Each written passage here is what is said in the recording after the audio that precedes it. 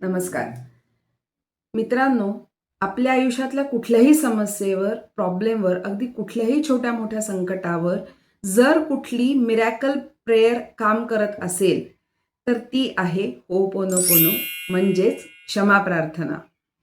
अगदी आयुष्यात कुठल्याही गोष्टीवर तुम्ही लढत असाल, तुम्हाला मार्ग दिसत नसतील किंवा कळत नसेल की आता पुढे जाऊन काय करायचं आणि कुठे-कुठे लक्ष द्यायचं, तर ही क्षमा प्रार्थना इतकी सुंदरपणे त्या गोष्टींवर काम करते की हळूहळू आपल्या आयुष्यातल्या प्रत्येक गोष्टीवर आपल्याला मार्ग दिसायला लागतो.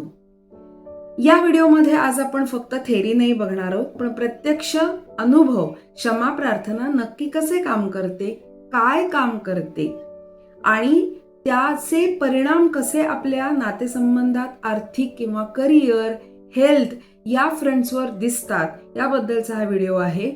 या आधीच्या व्हिडिओमध्ये मी होपोनोपोनो कसं करा हे शिकवलं होतं. त्याचबरोबर मी माझे कोर्सेसही घेते. पण या व्हिडिओमध्ये आज आपण बघणार आहोत की नेमकं क्षमा प्रार्थना किंवा होपोनोपोनो ही जी सुंदर प्रेयर आहे, जी काय फक्त कॉम्प्लेक्स साधना नाहीये किंवा कुठले तरी कर्मकांड नाहीये, खूप वेळ देऊन करायची कुठली गोष्ट नाहीये, साधी सोपी विचारसरणी आहे, जी आपल्या लाईफस्टाईलचा एक भाग झाली तर आपलं आयुष्य अधिकाधिक सुंदर उमलत जातं, ह्यावर माझा विश्वास आहे. आणि तसेच अनुभव या व्हिडिओमधून आज मी तुम्हाला सांगायचा प्रयत्न करणार आहे. मी प्राची ममदापूर, लाईफ कोच आहे.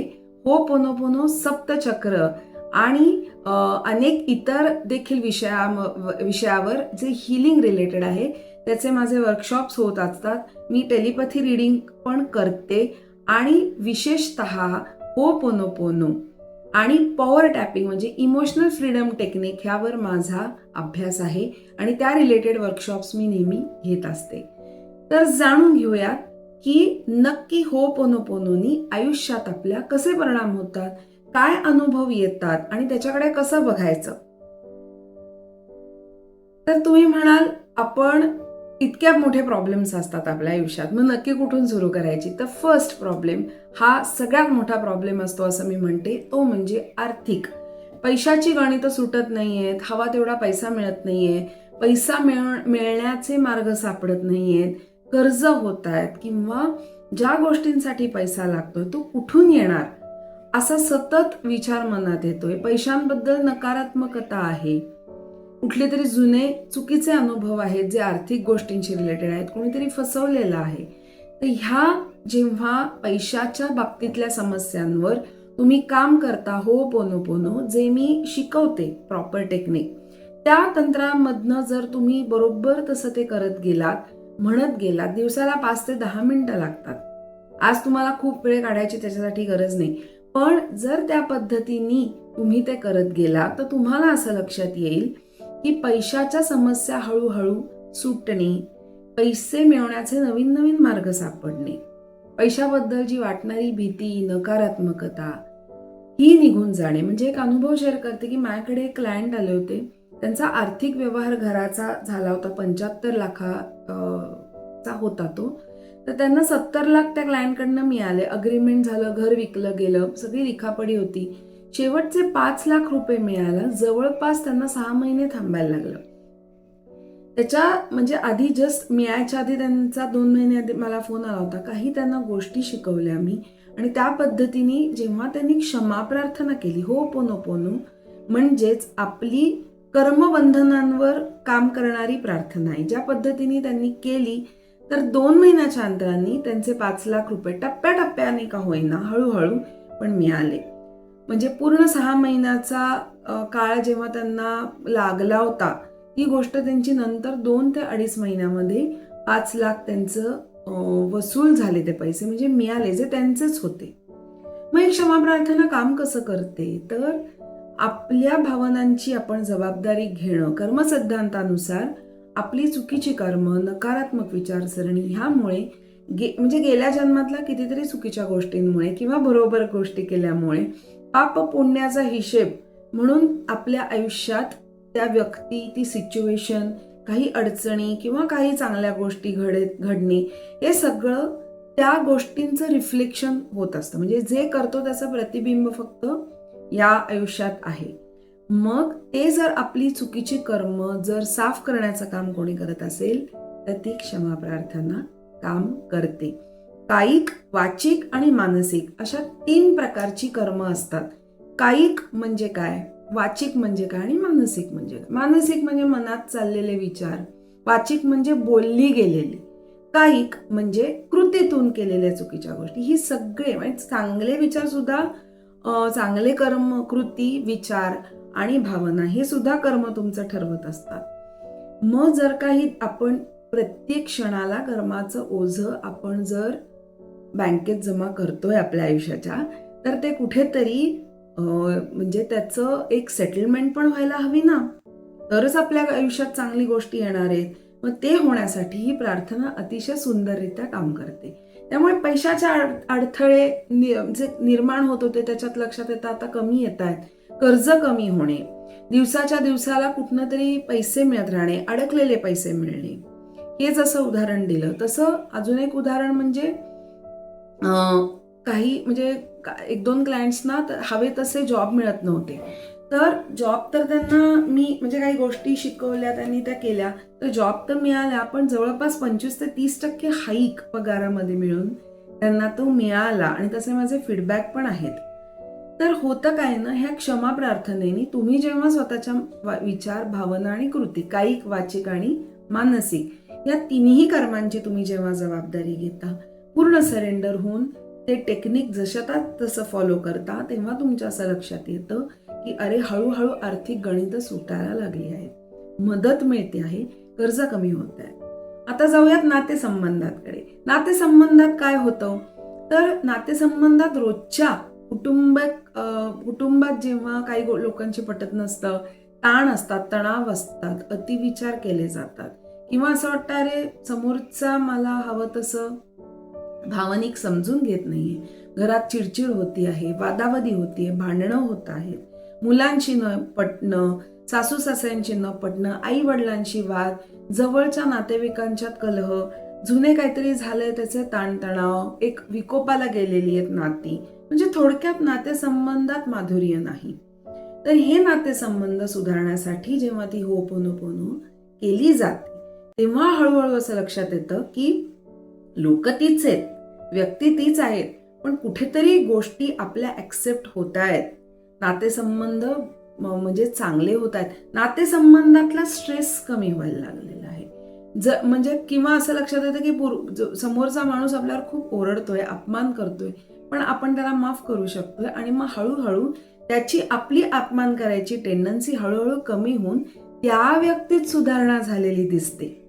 किंवा आपल्याला असं वाटतं बघा की खूप भावनिक कोंडमारा होतोय, नाही सहन होते, आता समोरची व्यक्ती नाही बदलते, ती ऐकत नाहीये, किंवा डिव्होर्सची प्रकरणं असतात, काहीतरी मुलांची खूप हट्टीपणाची प्रकरणं असतात. त्याच्यानंतर हळूहळू असं लक्षात येतं ही प्रार्थना केल्यानंतर की नातेसंबंधातला दुरावा कमी होत चाललेला आहे. परस्पर आदर, प्रेम हेच तर नातेसंबंधातल्या 2 प्रमुख भावना असतात ना, प्रेम आणि आदर. ह्या दुसऱ्या व्यक्तीकडून आपल्याला मिळाव्यात अशी आपली अपेक्षा असते. मग तीच मिळण्यासाठी ही क्षमा प्रार्थना केल्यानंतर तो जो दुसऱ्याकडून मिळणारा रिस्पेक्ट आहे किंवा रिस्पॉन्स आहे, ओरडलं न जाणं, भावनिक न दुखावलं जाणं, प्रेमाने वागणूक मिळणं आणि थोडक्यात एक नात्यामध्ये गोडवा येणं, या सगळ्या गोष्टी हळूहळू आपोआप व्हायला लागतात. कारण नातेसंबंधात सुद्धा शेवटी एक प्रेम आणि हलकेपणा पण जाणवायला हवा मानसिक लेव्हलवर. तो ह्या क्षमा प्रार्थनेने अतिशय सुंदरपणे आपल्याला अनुभवता येतो. तिसरी महत्वाची गोष्ट आहे हेल्थ, म्हणजे ती खरं सगळ्यात महत्वाची गोष्ट आहे. मग ह्या आरोग्याच्या बाबतीत कसं बरं ही क्षमा प्रार्थना काम करते, तर आपली बॉडी हे आपल्याच भावनांचं रिफ्लेक्शन असतं. बॉडी आणि माइंड हे एकत्र काम करणारी गोष्ट आहेत. एका इंजिनाची ती 2 चाकं आहेत असं मी नेहमी म्हणते. तर जर आपल्याला ती चाकं व्यवस्थितपणे चालू राहावी अशी वाटत आहेत, तर आपण काय करणं अपेक्षित आहे, त्याच्यामध्ये ही प्रार्थना केली की तुमच्या असं लक्षात येईल आपण आपल्या बॉडीशी कनेक्ट होतो आहे. डोकं दुखतं, पाय दुखतात, कधी पोट दुखतं, ताप आलेला आहे, महत्वाच्या कामाला जायचं आहे, मीटिंगला जायचंय, कार्यक्रम आहे घरात आणि आपल्याला काहीतरी बारीक सारीक शारीरिक किरकोळ अडचणी येतात, मोठे आजार, छोटे आजार. ह्यावर जेव्हा तुम्ही क्षमा प्रार्थना तुमच्या शरीराला उद्देशून, त्याची पण एक छान पद्धत आहे करायची, तर त्या पद्धतीने तुम्ही करत गेलात की तुमच्या असं लक्षात येईल की शरीर त्या पद्धतीने रिस्पॉन्ड करून हळूहळू हील व्हायला लागलेलं आहे. म्हणजे मला स्वतःला काही महिन्यांपूर्वी असं झालं होतं, वर्षांपूर्वी, की बीपी अचानक शूट झालं बरं, काही कारण नसताना, माझा आहार विहार नीट असून. तर मी जेव्हा स्वतःशी कनेक्ट झाले तेव्हा माझ्या असं लक्षात आलं की चुकीच्या भावना दडपल्याने, मी अतिविचार केल्याने, अँझायटीमुळे ते बीपी आपलं शूट झालेलं आहे. चेकअप वगैरे तर केलंच, पण जेव्हा त्याच्या जोडीने क्षमा प्रार्थना केली आणि जेव्हा त्या चुकीच्या भावनांवर, अँझायटी, अतिविचारावर मात केली, तेव्हा माझ्या असं लक्षात आलं की बीपी आपोआपच सोडलेलं आहे त्याने शरीराला माझ्या. सायन्स ऑफ इमोशन्स हे फहाद बशीरांचं पुस्तक आहे, ते तुम्ही जरूर वाचा. त्याच्यामध्ये आपल्या भावना शरीरावर कसं काम करतात त्याचं खूप सुंदर उदाहरण सहित त्यांनी ते एक्सप्लेन केलेलं आहे. त्यामुळे चुकीच्या भावनांनीच डोकेदुखी, पोटदुखी, चिकट आजार, चिवट आजार, किडनीचे आजार, मूत्राशयाचे आजार, पित्ताशयाचे आजार, कफवात पित्त, ह्याचं संतुलन ह्या प्रार्थनेने सुंदरपणे होतं. कारण अलाइनमेंटच होते तुमच्या बॉडी माइंडची. शेवटी कफ, पित्त आणि वात हे बॅलन्स झालं की तुमचं शरीर हे सुदृढ होणारच आहे आणि हे फक्त विचारांवर अवलंबून आहे. त्यामुळे जितकं तुम्ही क्षमा प्रार्थना ही तुमच्या शरीरासाठी कराल, त्याचं पण एक छान टेक्निक आहे, त्या पद्धतीने केलं तर तुमच्या असं लक्षात येईल की हळूहळू सगळे विकार तुमच्या शरीराला सोडून चालले आहेत. आणि तेच तर हवंय ना, आपल्याकडे जी फ्री विल पॉवर आहे ती वाढणं अपेक्षित आहे या सगळ्यातनं.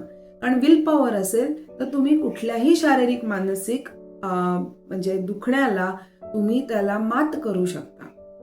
त्यामुळे ही जी मात करायची विल पॉवर आहे, जे सरेंडर होऊन आपल्याला असं वाटतं की आपण हील व्हावं, जी वैश्विक शक्ती आपल्याला जी मदत करते ती आपल्या बॉडीला सुद्धा तिने मदत करावी असं वाटत असेल तर होपोनोपोनो सारखं सुंदर टेक्निक नाही. पुढची गोष्ट आहे आपल्या करिअर रिलेटेड. तर बघा, करिअरमध्ये पण अनेक विचार, विषय आपल्या डोक्यात चालू असतात की एक्झिस्टिंग माझ्या करिअरमध्ये ग्रोथ कशी होईल, प्रमोशन कसं मिळेल, बॉसशी पटेल का, तिथे कटकटी आहेत, हवा तसा पैसा मिळवण्याचे माझ्या करिअर थ्रू मार्ग मिळत नाहीयेत, हे करिअर आहे मग दुसरा जॉब करू का, दुसरा जॉब मिळणार कसा, जॉब चालू आहे तर बिझनेस करू का, मग तो बिझनेस, समजा बिझनेस चालू असेल तर त्यात अडचणी आहेत. एक ना अनेक अडचणी आपल्या करिअरमध्ये असतात. किंवा कधी कधी वाटतं काय करावं कळत नाहीये, मार्ग सापडत नाहीये, माझ्यात काय आहे ते समजत नाहीये, पुढे जाऊन नक्की काय होईल. आता AI आहे, पुष्कळ चेंजेस होत आहेत, वर्ल्ड इकॉनॉमी चेंज होते, मग माझं कसं होणार माझ्या करिअरमध्ये, हे विषय. पण ते त्यांनी काय होतं माहितीये का, अति ताण, स्ट्रेस येतो त्याचा, आणि मार्ग तर सापडतच नाहीत, पण स्ट्रेसही वाढतो, ताणतणाव वाढतो. जसं मी नातेसंबंधात सांगितलं की जसं हळूहळू गोष्टी उलगडत जातात आणि प्रत्येक नात्यात, म्हणजे मुलं ऐकत नाहीयेत, कोणी ऐकत नाहीयेत, हट्टीपणा चालू आहे घरात, अक्रस्थळेपणा चालू आहे, तर ह्या जशा बदलतात तसंच तुमच्या करिअर रिलेटेड सुद्धा बॉस बरोबर कॉन्फ्लिक्ट आहे, टीमशी पटत नाही. कारण इथे सुद्धा आपला एक आत्मविश्वास आणि टीमवर्क हे दोन्ही गोष्टी तिथे लागतात, तरच तुम्ही सक्सेसफुल होऊ शकता. मग तो आत्मविश्वास नेमका टिकण्यासाठी आणि टीमवर्क म्हणजे टीम बरोबर चांगलं काम होण्यासाठी, तुमचं इम्प्रेशन तिथे योग्य पडण्यासाठी, तुमच्याकडून चांगले डिसिजन होण्यासाठी, म्हणजे डिसिजन मेकिंग पण महत्वाचं आहे. लिडरशिप बरोबर तुमच्या हातनं तशी कृती योग्य घडली पाहिजे, विचार केले पाहिजेत. कारण करिअरमध्ये तुमच्या, बिझनेस असो वा जॉब, शेवटी तुमचं इम्प्रेशन तुमच्या क्लायंट बरोबर किंवा टीम बरोबर कसं आहे ह्यावर भरपूर साऱ्या गोष्टी अवलंबून आहेत.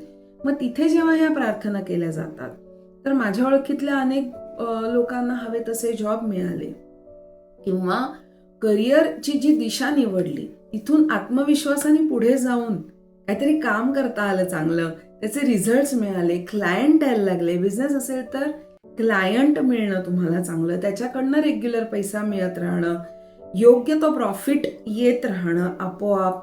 त्याच्यानंतर बिझनेसमध्ये सुद्धा चांगली लोक किंवा तुमच्या कंपनीमध्ये चांगली लोक तुमच्या संपर्कात येत राहणं, हे सगळं खूप खूप चांगल्या पद्धतीने होपोनोपोनोमधून होत राहतं.